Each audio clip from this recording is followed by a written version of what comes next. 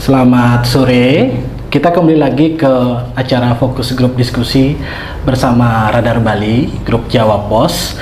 Hari ini kita di studio sudah kedatangan beberapa seniman muda yang berproses di Bali ya. Kita kedatangan Mods Satriolang, Eka Pranita Dewi dan Dwi S. Wibowo ya. Nah, hari ini kita akan bersama mereka mengupas suka duka bisa dikatakan ya, karena semua sudah tahu di tahun 2020 ini ada pukulan telak terhadap Pulau Bali. Perekonomian kita tergerus hingga 12,28% ya di kuartal 3, dan ya kita juga sangat berduka karena terhitung sejak Desember 2020 sudah ada tercatat 500 kematian ya, dan ini juga imbas dari pandemi yang tidak terhindarkan ya. Dan kita sekarang di awal 2021 ini menghadapi keputusan telak lagi oleh pemerintah pusat. Kita mengikuti pemberlakuan pembatasan kegiatan masyarakat atau PPKM, dan menimbulkan serba-serbi ya, baik di kalangan pengusaha, juga anak peserta didik, siswa yang sudah sangat kangen sama sekolah tapi akhirnya harus bekerja dari rumah, gurunya, muridnya belajar dari rumah. Dan kita akan dengarkan hari ini bersama 3 narasumber kita, bagaimana sih seniman bekerja di masa pandemi. Di 2021 ini bagaimana mereka berkarya dan tetap bertahan. Apakah mereka punya bisnis sampingan atau punya job-job yang masih bisa diperjuangkan, atau mengekspor karya mereka ke luar negeri, seperti bagaimana cara pengusaha kita bertahan di Bali ini lewat ekspor pernak-perniknya. Oke, kesempatan pertama kita akan berikan kepada Mods Satriolang. Dia adalah seorang penyair, dia seorang seniman, teaterwan ya. Dan di masa pandemi ini, di penghujung tahun 2020, dia masih bisa menghasilkan karya musikalisasi puisi ya. Di Sela Gelombang ya, Mods ya. Judulnya Danu Maya. Danu Maya ya. Kita bisa awali pembicaraan kita dari Danu Maya ini. Danu Maya. Apa maknanya, filosofinya seperti apa? Apakah itu artinya dia menyerah, mengatakan Dipancing gitu. mengatakan angkat tangan di awal 2021 ini, atau bagaimana? Mari kita berikan kesempatan sekitar 10 menit 10 untuk menit? Mods. Oke. Silakan Mods. Dari sekarang. Oke, selamat sore kawan-kawan Radar Bali yang berbahagia. Senang bersama Dea Kadek Kencana. Ini adalah penyair juga sebenarnya. Jadi kita kayak reuni di sore hari ini. Karena memang temanya 2021 bagaimana seniman bertahan dan berkarya, kan seperti itu.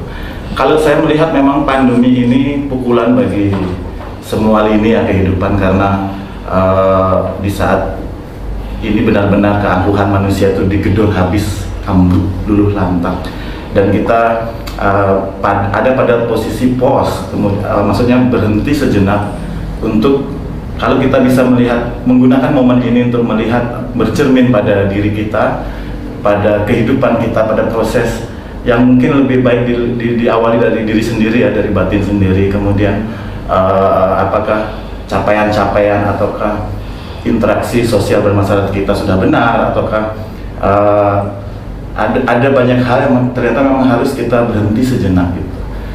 Dalam tahap dalam kaitan secara ekonomi, tentu saja pandemi ini tidak hanya menyesakkan dada, tetapi memang semua tatanan hidup kita berubah ya, mulai dari pertemuan, menjaga jarak, pembatasan, secara kesenimanan. Kalau kami dari dunia teater, kemudian karena Pranita dan Dwi lebih banyak di penulisan kesastraan, walaupun saya juga menulis puisi, tetapi kalau di dunia kesenian teater, bagi saya pribadi itu sangat terpukul, karena dalam proses penggarapan naskah teater tentunya kita memerlukan kontak fisik, kemudian mulai dari reading, pendalaman karakter, sampai blocking, sampai pementasan, yang biasanya kita memang membutuhkan the real person untuk nonton ya. Jadi manusianya nonton, interaksinya ada. Kemudian memang ada alternatif menggunakan jalur digital atau virtual. Yang kalau saya pribadi agak gitu, yang oh lord gitu kan. Kalau virtual tuh kurang nendang, kurang pedes, kurang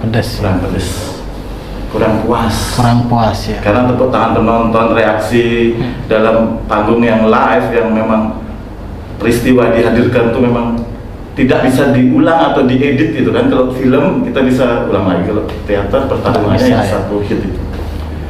Demikian. Kalau untuk karya memang kebetulan Teater Sastra Ulang kita meluncurkan album musikalisasi puisi yang berjudul Dan Maya.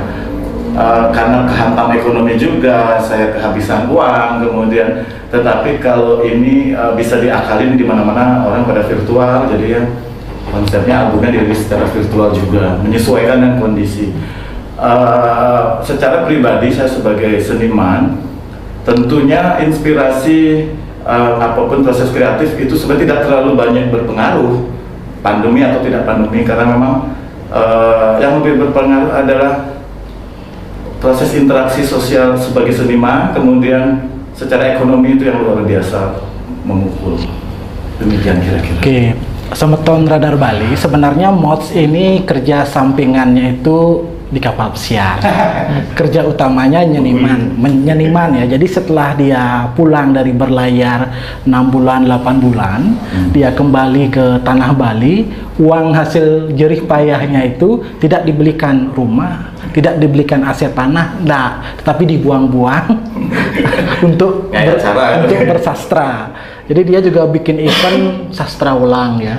Ada lomba baca puisi, lomba musikalisasi puisi, bahkan lomba teater juga ya. Festival film tempat. Ya, jadi golongan seperti Mods ini golongan orang yang mungkin dalam tanda petik gila ya. Di saat orang menyimpan, membeli aset, jadi ketika dia tidak punya uang dia bisa jual ya. Ini yang dibuat buku puisi yang notabene sebenarnya sulit laku. Jadi Semeton Radar Bali kalau ketemu buku Mods Satria Welang di mana kumpulan antologi puisi, kumpulan bersama, silahkan dibeli. Tolonglah dibeli ya, karena kerja sampingannya kapal pesiar itu masalahnya. Dan sekarang nggak bisa berlayar. Kapal pesiar ini memang satu unik kehidupan yang memang secara pribadi saya mendapatkan entah keajaiban atau mukjizat, di mana keinginan saya secara pribadi sesungguhnya pengen tahu luar negeri secara kasar, bagaimana sih rasanya mendaratkan kaki di Jepang, di Amerika. Tentunya karena dana dan jalur kesenian untuk di teater modern itu agak sulit ya. Maksudnya kalau untuk tari tradisi atau kontemporer lebih mudah, kayak Jasmine Okubo, dia bisa mentas kemanapun, lebih celahnya lebih ini. Pelukis juga kan pameran segala macam. Tetapi untuk teater ini karena kolosal, kosnya besar, sehingga ada di satu titik impian saya untuk bisa keluar negeri dengan kesenian teater modern itu saya hancurkan, dan saya mencari celah lagi. Oke, mungkin lewat jalur kapal pesiar suatu hari memang ada kesempatan untuk bekerja di dunia kapal pesiar dalam posisi di entertainment sebagai technician. Saya pakai itu, kemudian pengalaman ternyata memang kehidupan kapal itu begitu luar biasa juga, karena kita akan terserabut dari akar budaya kita, siapa kita, orang tua kita, keluarga kita, selingkuhan kita, pacar kita, semua out of far away. Seperti kayak ada jalan, kita bisa melihat tiba-tiba di Alaska, sebuah lautan yang begitu hening, membayangkan Indonesia sangat jauh, kawan-kawan, perseteruan kita, percintaan kita begitu jauh terlepas, dan kita fight di sana, berjuang atas nama bangsa Indonesia, karena kru kapal pesiar juga memiliki banyak ini ya persaingan, banyak kelompok antar negara juga. Bagaimana kita harus fight secara individu, kemudian kita apalagi saya kalau seniman itu ada pemikiran yang kita bebas atau enggak, daya kreatif itu langsung dirampas habis-habisan. Tapi beberapa pengalaman di kapal pesiar diwujudkan lewat karya sastra ya, maksudnya. Album Dan Maya ini salah satu karya puisi yang memang terinspirasi perjalanan di laut di kapal pesiar itu, karena memang kita yang merasa menjadi seseorang ketika sudah di laut itu menjadi sebutir debu, harus kita berbicara dengan alam lebih banyak lagi, kemudian mendengar denyut kehidupan dan lebih kontemplatif sesungguhnya. Jadi lebih merindukan Bali ketika ada di samudra itu atau bagaimana? Mas, ada kerinduan untuk berkarya sehingga ketika tiba di Bali berkarya lagi, Bos ya? Iya, saya sendiri misalkan kontrak kerja 8 bulan atau 9 bulan. 6 bulan sebelum saya pulang, itu saya sudah rilis sebuah program di mana entah itu festival film atau lomba drama, sehingga ketika saya datang, waktu tidak terbuang lagi, peserta udah ready, kemudian kita grab, bayar, berangkat lagi. Miskin lagi, berangkat lagi. Miskin lagi, berangkat lagi. Ya, betul. Lalu ketika corona datang, ketika pandemi datang, ini membuat saya lebih sesungguhnya saya sangat terpukul dengan saat ini ya, ketika setelah 7 tahun seniman memiliki power secara ekonomi itu mau menjadi berbahaya karena dia akan menjadi unstoppable. Tetapi pandemi ini menyadarkan saya bahwa oke, sampai kapan kamu ingin memuaskan ego kesenimananmu untuk bisa melakukan apa saja. Jadi saya lebih wise untuk baik, nanti saya akan tanya-tanya lagi, Mas. Sebenarnya belum sesi bertanya, tapi karena gairah saya begitu menggebu-gebu ya, akhirnya saya tanya dulu. Colongan. Baik, sekarang kita ke penyair kahyangan. Pranita Dewi. Putri Pranita Dewi ya. Hai. Karya terakhirnya dia dan monumental, Pelacur Para Dewa ya. Itu buku puisi yang sekarang masih banyak berserakan di gerai-gerai toko buku ya, karena memang peminat buku puisi sedikit. Jadi Semeton jangan lupa kalau ketemu buku puisi Pelacur Para Dewa, tolong disisihkan uangnya ya. Jangan hanya sibuk memberi kuota internet, juga baca puisi sekali-sekali. Karena kalau politik kotor, konon puisi yang bisa membersihkannya. Gitu. Oke, silakan Pranita Dewi. Halo, selamat sore semuanya. Senang sekali bisa berdampingan di sini, berkumpul meski mengikuti protokol kesehatan yang sudah dianjurkan. Ketika orang-orang berbicara tentang pandemi, tentu semua sudah tahu bahwa bagaimana dampak yang ditimbulkan oleh pandemi sendiri gitu ya. Tetapi kalau saya memang melihatnya dari dan memang sengaja memilahnya menjadi dua. Yang pertama, kalau berbicara dari sudut kesenian, dari segi kesenian, dari kacamata kesenian, saya merasa bahwa ini terjadi pada saya justru sebelum pandemi gitu, bahwa saya memang tipikal orang yang mempunyai pemikiran bahwa kita tidak bisa hidup 24 jam dengan idealisme kita. Ketika saya memilih jalan puisi itu, saya secara sadar mengakui itu bahwa masih banyak kayak puisi itu siapa sih yang membaca? Puisi itu apa sih yang bisa, kalau dari segi ekonomi ya, dari segi realistis, dari segi kehidupan materi. Itu yang membuat akhirnya kalau saya secara pribadi memang membaginya menjadi dua, di mana saya berkesenian, maksud saya menulis, saya untuk menulis, atau saya memang bisa mencari pekerjaan untuk penghidupan saya, untuk menghidupi saya itu di tempat lain gitu. Nah, ketika pandemi ini terjadi, itu pula lah yang akhirnya saya dapatkan gitu. Di puisi, bagi saya yang pertama, pandemi ini bisa jadi sebuah kontemplasi kalau dari segi proses kreatif berpuisi ya. Jadi dia kayak semacam kontemplasi, kemudian kita tiba-tiba disajikan sebuah keheningan yang tadinya hiruk pikuk, waktu berjalan cepat, sekarang kita kayak disajikan sebuah drama yang hening, yang kembali lagi ke nol, yang kita harus kayak berkaca pada diri sendiri, atau mungkin bisa jadi depresi, bisa jadi depresi, atau mungkin bisa jadi kayak kok kita pada titik ini gitu. Di ranah proses kreatif, bagi saya pandemi ini tetap harus disikapi oleh sebagai apa, tetap harus disikapi dengan sikap yang kreatif gitu. Bagaimana kemudian para seniman atau para penulis gitu bisa mengetahui, oh ternyata ada berbagai media yang dibangun selain media yang nyata. Oke, acara semua berubah menjadi virtual dan itu kayak proses belajar kita bareng-bareng gitu ya. Dan tentunya yang menarik itu bagi saya adalah kalau dari segi karya sendiri tiba-tiba bisa beralih ke ragam bentuk, beralih ke ragam media. Jadi bukan hanya kita yang bertemu kemudian kita membaca puisi, tetapi kita yang bertemu dengan kamera kemudian kita membaca puisi, seolah-olah kamera di depan kita adalah ribuan mata yang menyaksikan kita. Itu kan media yang berbeda dan itu bagi saya menarik gitu. Ketika ada hal yang baru untuk bisa dimunculkan gitu, dan bagaimana hal baru itu bisa berkolaborasi dengan puisi ini sendiri gitu. Nah, tapi kemudian yang kedua adalah kehidupan harus berjalan terus kan gitu.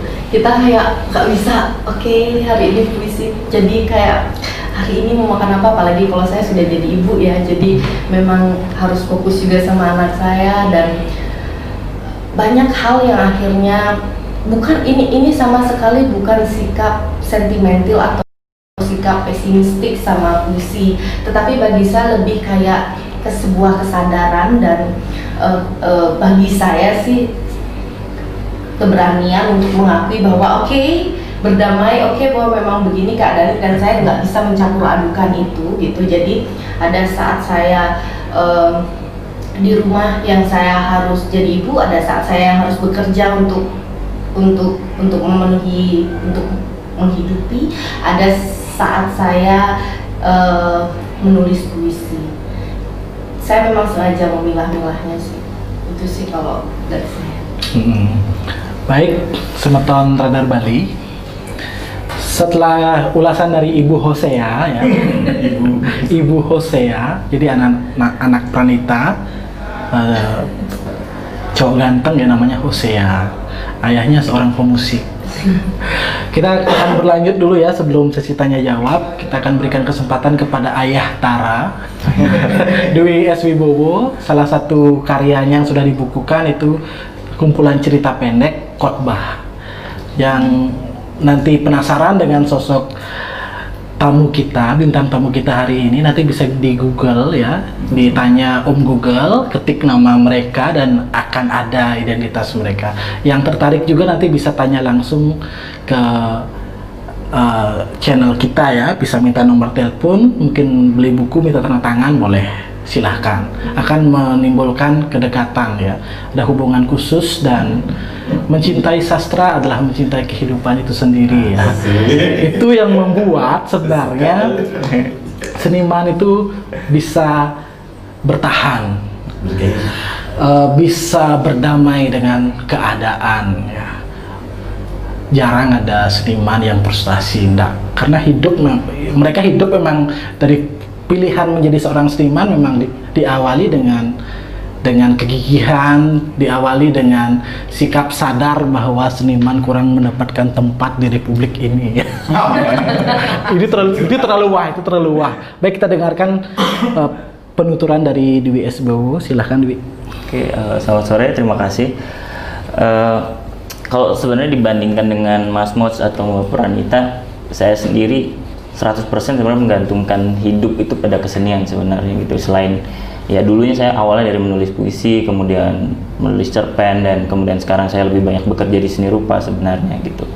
Jadi memang ya situasi pandemi ini mau tidak mau memang ya sebagaimana dirasakan oleh banyak seniman gitu, sangat memukul gitu, karena memang pada akhirnya dulu kesenian sangat bergantung kepada interaksi publik gitu. Sekarang pada akhirnya semua harus dibatasi gitu interaksinya gitu.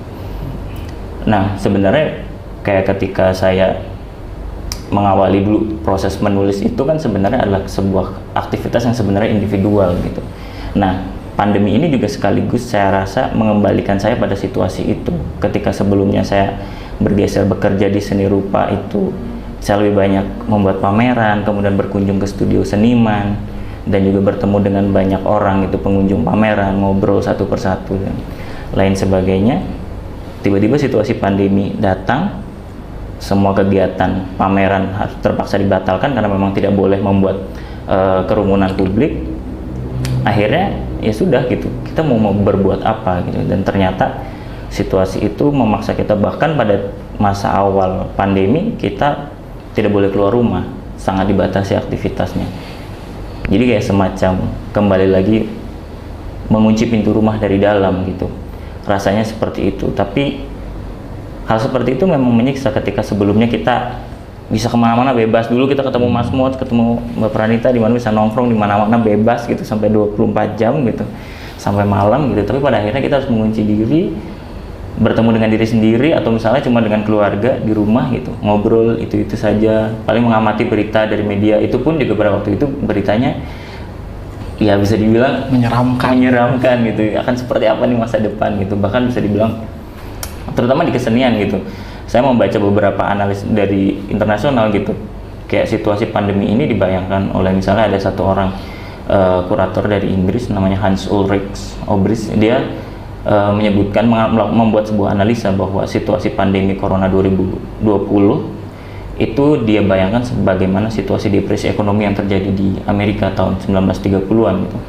Artinya bagi kami yang sebenarnya bekerja di seni rupa, inilah sebuah gambaran yang sebenarnya sangat gelap gitu, masa depannya akan seperti apa gitu. Situasi itu memang benar-benar kemudian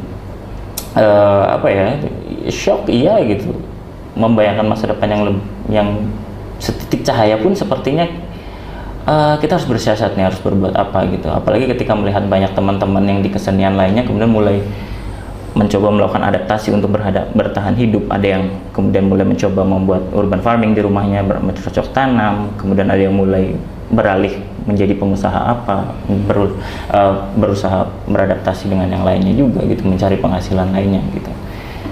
Nah di titik itu kemudian saya malah justru jadi melihat bahwa ini proses kembali gitu untuk saya melakukan pembacaan terhadap diri, pembacaan terhadap apa-apa yang selama ini saya lakukan gitu. Jadi saya lebih banyak melakukan riset sebenarnya ketika di situasi pandemi ini, sebagaimana ketika dulu masa awal belajar menulis gitu. Internal lebih banyak baca buku, lebih banyak ini, dan ternyata situasi ini juga sedikit menguntungkan gitu bagi saya gitu, karena ketika situasinya semuanya berubah menjadi virtual, ternyata ada banyak sekali akses yang sebenarnya selama ini saya bayangkan akan sulit digapai gitu, tapi ternyata menjadi begitu mudah. Di masa awal pandemi ini ada begitu banyak sebenarnya webinar-webinar internasional yang kemudian aksesnya menjadi sangat terbuka, seperti melimpah gitu datang gitu, informasinya gitu. Yang dulu mungkin kita bayangkan, oh pengen dengar kayak seperti Hans Ulrich bicara ini harus kemana gitu, atau paling bisa dapat rekaman dari YouTube gitu. Tapi kalau misalnya pada waktu itu di awal masa pandemi kemudian ada banyak sekali informasi webinar seni internasional yang kemudian kita bisa daftar secara gratis dan ikuti gitu, bahkan bisa berinteraksi secara langsung dengan seniman ataupun kurator-kurator internasional gitu. Itu juga saya nilai sebagai sebuah keuntungan gitu. Artinya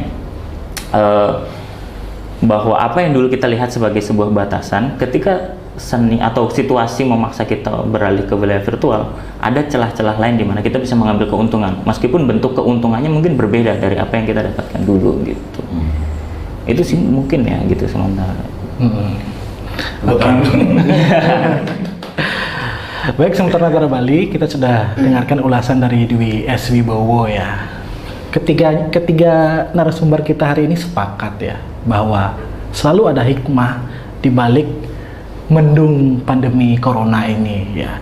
Tadi sudah kita dengarkan bersama ya, dan kini mungkin ada kegelisahan di benak pemirsa, di benak Semeton Radar Bali, dan saya berusaha menjadi temalinya. Saya akan bertanya kepada tiga narasumber kita hari ini ya. Jadi optimisme mereka sejauh mana? Tadi Eka Pranita Dewi mengatakan dia sengaja memilah sejak awal ya, di mana dia dengan konteks kepenyairannya dan sisi dia sebagai ibu rumah tangga yang harus beli susu formula untuk anaknya. Gitu ya. Baik, kita mulai dari Eka Pranita Dewi ya. di masa pandemi ini ada karyanya nggak gitu, atau sempat berpikir nggak untuk translate puisinya terus dikirim ke luar negeri gitu, misalnya kita dengarkan. Eka, silakan Kak. Kalau saya itu untuk masa pandemi ini sebenarnya bersyukur karena bisa punya lebih banyak waktu untuk di rumah ya, selain juga harus bekerja. Tapi karena saya punya anak kecil yang masih lucu-lucunya, jadi bisa main dengan dia. Kalau di dalam kekaryaan, apa yang terjadi pada saya di masa pandemi ini adalah justru saya bisa kayak membaca lagi karya-karya yang belum tuntas sebelumnya. Bagi saya termasuk orang yang agak ini ya mungkin sama puisi. Jadi bagi saya itu adalah proses puisi itu bukan hanya sekali tulis kemudian jadi puisi. Jadi bisa berbulan-bulan ya. Bertahun-tahun. Bisa bertahun-tahun. Bagi saya. Berarti kalah wariwisat sana ya. Bagi saya menulis puisi itu adalah memang harus melampaui proses itu, dan proses editing kalau saya namanya olah tenanan ya, maksudnya yang benar-benar kita olah itu kayak itu yang terkadang membuat kita harus menghabiskan banyak waktu, bukan hanya semata-mata untuk kita melihat bahwa ini semacam bekerja untuk karya kita, tetapi kayak lebih dari segi intuisi, dari segi imajinasi, dan ini lebih kayak pertarungan dengan apa yang kita sudah berikan jarak lalu ketika menulis, kemudian kita harus hadapi teks itu sekarang gitu. Bahwa kita harus bersiap, ketika saya mengambil langkah ini, semacam kita harus bersiap untuk siap berkali-kali mati di hadapan teks sendiri gitu. Dan ini sebenarnya menarik sekali kalau untuk penulisan puisi bagian editing ini. Jadi kemarin jadi sampai sekarang waktu pandemi itu memang saya lebih banyak untuk buka-buka file yang lama. Kemudian juga kalau untuk translate puisi itu belum ada translate puisi, tapi mungkin nanti menulis langsung dalam bahasa Inggris. Itu menurut saya pernah baca Wing Karjo itu tuh pernah menerjemahkan puisi Perancis yang judulnya Sajak Modern, penyair Perancis ya, Sajak Modern. Dan di introduction, ketika itu di introduction itu dia bicara bahwa puisi adalah sebenarnya yang tidak bisa diterjemahkan. Dia sadar betul ketika itu dia tidak bisa terjemahkan segala puisi yang ada di dalamnya. Sejak modern Prancis itu ada Rimbaud, ada Baudelaire, ada Apollinaire, dan ada yang lain-lain. Dia mencoba untuk paling tidak mengambil kata yang mendekati itu gitu. Jadi semacam penerjemah dalam hal ini mengambil bagiannya untuk berkarya sendiri gitu. Jadi bukan hanya sekedar menerjemahkan. Dan saya pikir itu juga perlu tenaga yang luar biasa, perlu pemikiran yang luar biasa. Itu sih saya belum sampai ke situ gitu. Baik. Nanti kita cerna sama-sama ya, maksudnya apa ya. Kalau saya paham, tapi nanti kalau Semeton Radar Bali penasaran, khususnya yang mencintai puisi dan mencintai karya-karya Eka Pranita Dewi, silahkan langsung bisa menghubungi yang bersangkutan ya. Baik, sebenarnya kalau kita telaah lebih lanjut, Bali dengan kultur agraris ya, itu mengenal yang namanya masa Kertomase ya. Kertomase itu masa di mana setelah padi ditanam, dipanen, lalu ada jeda. Nah, mungkin ini maksudnya sama, pandemi ini maksudnya Mr. Corona, Mrs. Corona ini mungkin maksudnya sama, ada jeda.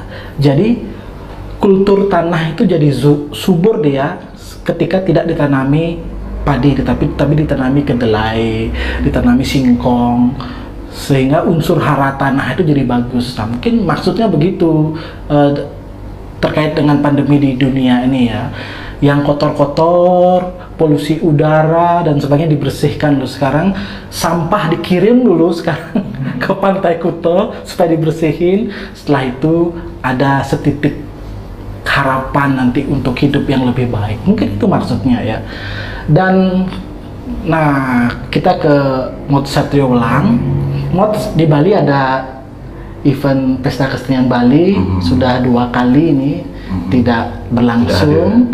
Ada juga Festival Seni Bali Jani ya, programnya Bapak Gubernur Bali Wayan Koster dengan visi misinya Nangun Satkerti Loka Bali ya, dan di sana porsi untuk kesenian modern lebih banyak ketimbang sebelum-sebelumnya, karena Ibu Gubernur Bali, istri dari Bapak Gubernur Bali, Putu Putri Swastini, punya konsen terhadap kesenian modern karena beliau juga suka baca puisi. Kita dengarkan apakah ada hikmahnya Mods. Ada juga festival seni Bali Jani yang virtual ya, di mana kawan-kawan seniman di Bali juga masuk di dalamnya. Tentu ada biaya produksi dalam penggarapan dan ada dokumentasi karya yang bagus juga. Bagaimana Mods menyikapi? Kalau saya menyikapi festival apapun yang berkaitan dengan seni pertunjukan, dalam hal ini teater, kalau saya pribadi itu masih ngenes kalau virtual saja, masih kayak nggak terima itu dengan kondisi bahwa oke, pandemi bla bla bla.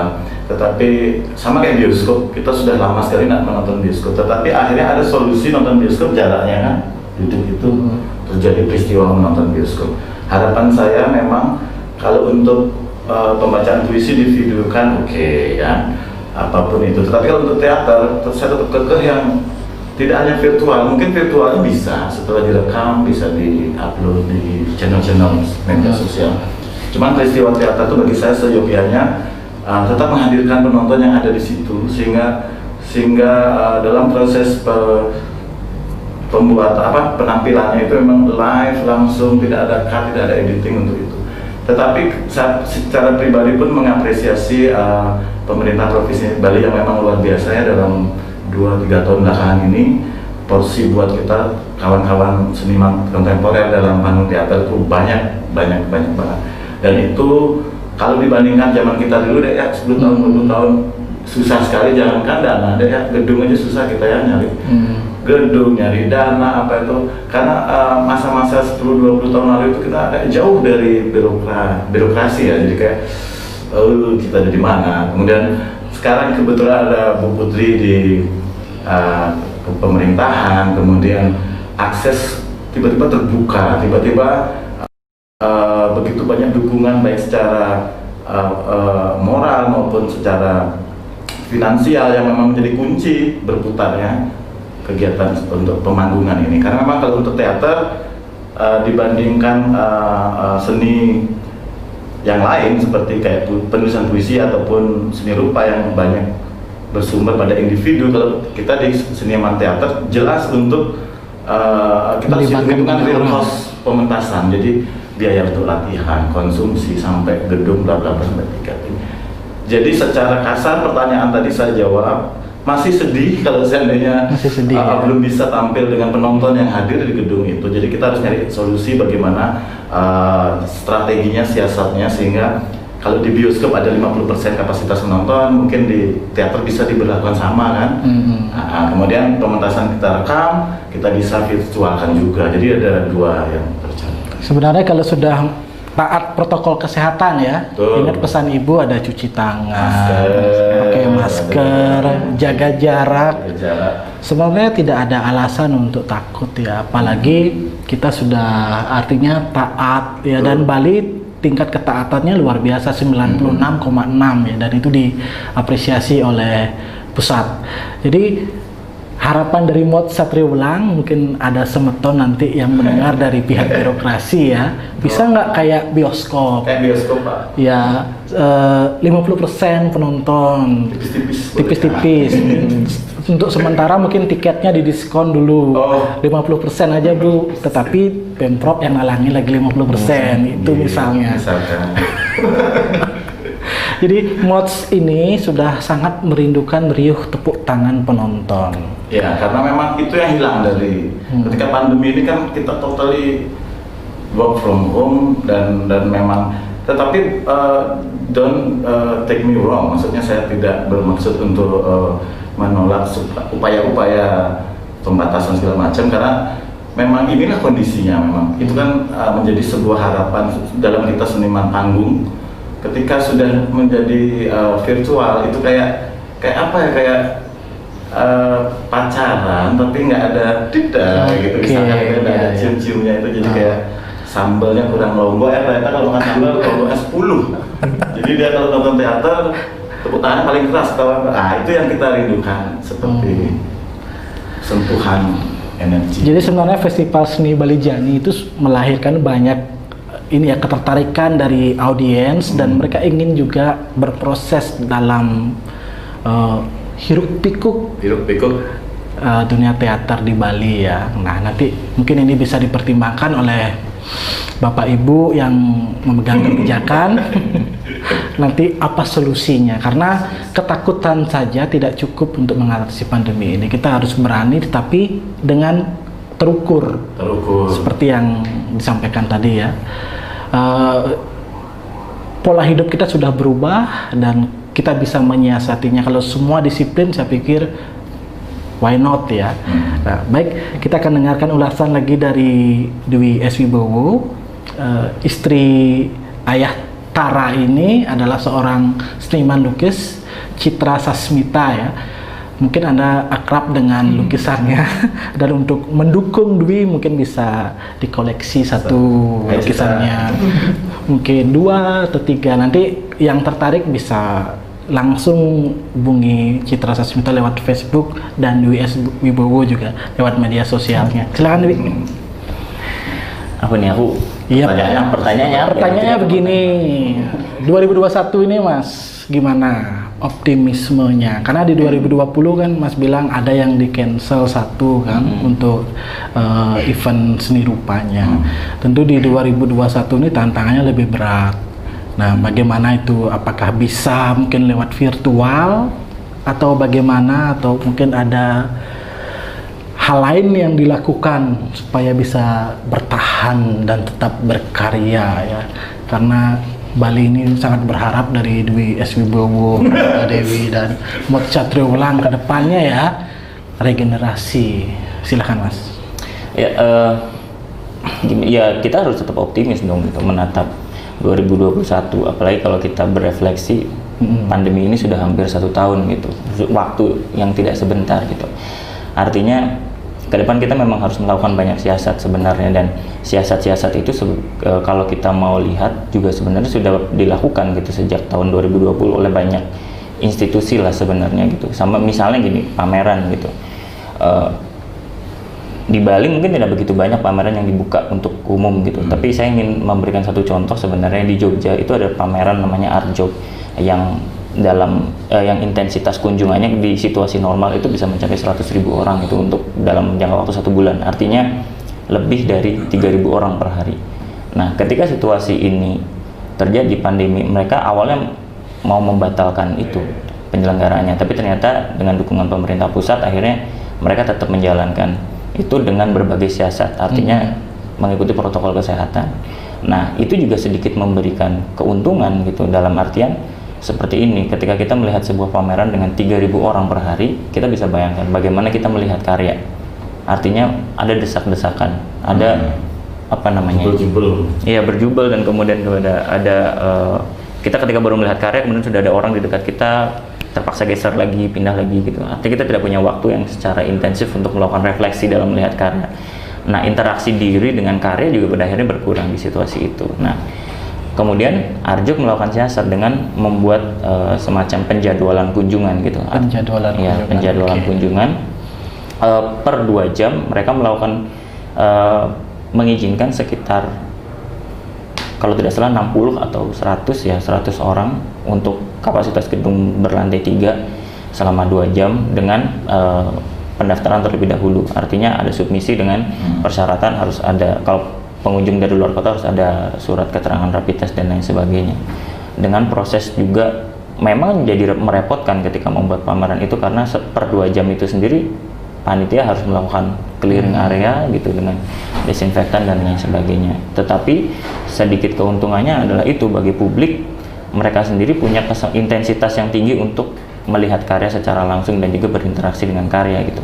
Karya bisa mereka nikmati lebih lama, lebih intensif melihat setiap detail. Berbeda dengan banyak inisiatif yang dilakukan juga di tahun 2020 lalu, pameran virtual misalnya. Ada yang membuat sekedar memposting foto lewat Instagram atau membuat semacam virtual galeri yang kemudian diupload lewat YouTube gitu. Intensitasnya tentu berbeda.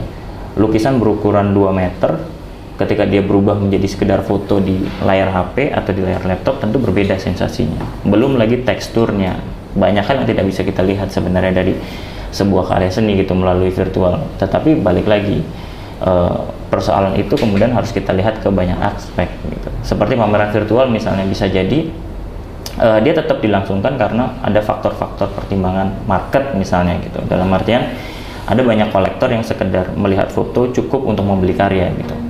Nah itu juga tetap memberikan optimisme kan bagi seniman gitu. Artinya ketika karyanya dipamerkan secara online, terpublikasi secara luas, ada kolektor yang kemudian bisa berminat dan membeli karya itu. Itu kemudian yang kedua, pameran secara virtual juga sekaligus memberikan banyak kesempatan untuk seniman melakukan eksplorasi gitu. Karena ketika membuat karya untuk virtual mungkin ada banyak cost yang sebenarnya ketika membuat pameran fisik mereka harus kirim karya, harus costnya menjadi sangat tinggi. Tapi ketika virtual mereka cukup membuat karya dan foto. Nah biaya-biaya itu bisa dialihkan untuk misalnya lebih melakukan eksplorasi lebih ke dalam penciptaan karyanya. Nah itu salah satu bentuk alternatif juga sih, aset yang sebenarnya sudah banyak dilakukan gitu. Nah tetapi ketika misalnya kita lihat bahwa sebuah pameran virtual tentu kita tidak lengkap ya gitu ketika hanya sekedar melihat foto karya gitu, atau misalnya seperti tadi pameran fisik seperti Arjok tapi kemudian ada pembatasan gitu. Pada akhirnya banyak orang yang dengan sangat terpaksa tidak bisa datang gitu. Nah untuk mengobati itu gimana gitu, makanya kayak seperti Arjok sendiri misalnya atau banyak galeri lainnya juga kemudian menambahkan banyak program gitu, yang sebelumnya mereka hanya mungkin murni pameran karya aja, kemudian menjadi banyak program. Misalnya ada artis talk, ada kurator talk yang memungkinkan publik bisa menikmati acara itu atau mendapatkan insight dari acara itu melalui online gitu, melalui virtual gitu. Kalau siasat-siasat semacam art jog itu sudah dilakukan di Bali, Dwi?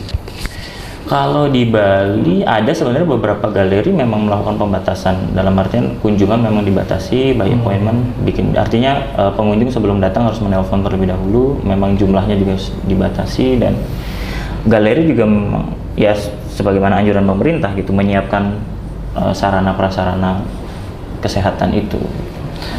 Kalau di bisnis properti ya, ini kesempatan bagi investor untuk beli-beli tanah yang lagi murah ya. Kalau di kalau di seni, di dunia seni mungkin ada orang yang suka beli-beli lukisan itu apa namanya? Kolektor ya. Itu berlaku itu berlaku nggak di seniman, di misalnya lukisannya si Citra Sasmita misalnya, biasanya di sebelum pandemi harganya 5 miliar 25 juta yang kecil. Kecil. Ya. Kalau di masa pandemi mungkin lebih murah, diskon itu.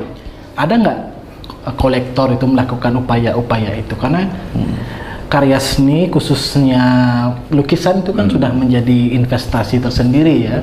Ya.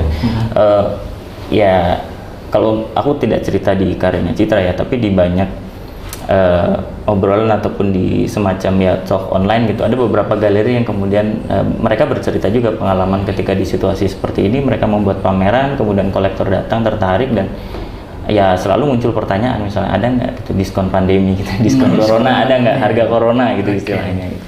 Nah artinya sebenarnya juga di satu sisi memang demand untuk karya seni tetap ada gitu, cuma memang istilahnya secara budget atau secara nilai value ekonominya tidak tinggi gitu. Jadi memang ada beberapa seniman-seniman yang memang secara karya memang terjaga gitu, tapi secara harga karya permintaannya tetap terjaga, tapi juga ada banyak seniman lain yang dengan sangat terpaksa memang harus ya melepas atau bahkan apa ya istilahnya ya dengan sangat terpaksa gitu harganya diturunkan gitu. Ya sebenarnya itu tidak bagus juga gitu. Aku mungkin mau cerita sebenarnya di luar juga di online gitu ada satu inisiatif yang menurutku menarik gitu. Ada namanya Artist Support Pledge. Jadi untuk memberikan motivasi ke sesama seniman gitu supaya mereka kemudian tidak dengan sangat terpaksa menjatuhkan harga karyanya. Inisiatif Artist Support Pledge ini justru mereka menawarkan sebagai sesama seniman untuk saling suportif ke seniman lainnya dengan cara itu lintas negara gitu online. Jadi okay. Kampanye itu adalah sebuah kampanye yang diinisiasi oleh seorang seniman Inggris gitu. Dia membuat kampanye ketika seorang seniman menggunakan hashtag atau menggunakan kampanye Artist Support Pledge. Ketika dia menjual 5 karya, dia berkewajiban untuk membeli 1 karya dari seniman lain yang menggunakan kampanye yang sama. Nah, tapi memang ada batasan gitu, harga maksimal kalau tidak salah $200 gitu. Jadi memang jadi seniman memang tidak harus membuat karya yang besar kemudian menjual dengan harga murah, tapi memang menyiapkan karya yang murah dan itu affordable dan istilahnya tetap worth it gitu. Dengan harga segitu, karya yang didapatkan ukuran segitu, kualitasnya seperti itu. Jadi istilahnya tetap terjaga, optimisme, produktivitas seniman juga tetap terjaga gitu. Oke, teman-teman dari Bali yang ikut menyimak talk show kita hari ini ya, FGD kita hari ini ada resep. Mungkin beli bonus mungkin bisa niru ya atau siapa beli poleng misalnya bisa. Udah Mots, siapa nelpon pacarnya? Oh iya, biasa panggilan untuk Oke. Baik. Mungkin ada banyak pertanyaan seperti yang saya bilang tadi di sesi sebelumnya. Itu bisa Semeton sampaikan nanti ke channel kami. Dan seperti yang saya bilang tadi, kalau ingin tahu lebih jauh siapa narasumber kita hari ini, saya sengaja rahasiakan, ya. Jadi nanti yang penasaran, mungkin pengen anaknya pinter acting, pinter baca puisi, atau ada seniman yang butuh kurator, ya. Ada pelukis yang butuh kurator, ya bisa dihubungi bintang tamu kita di SB Bowo. Yang pengen anaknya pintar baca puisi, pintar nulis puisi, bisa chat nanti Eka Pranita Dewi ya.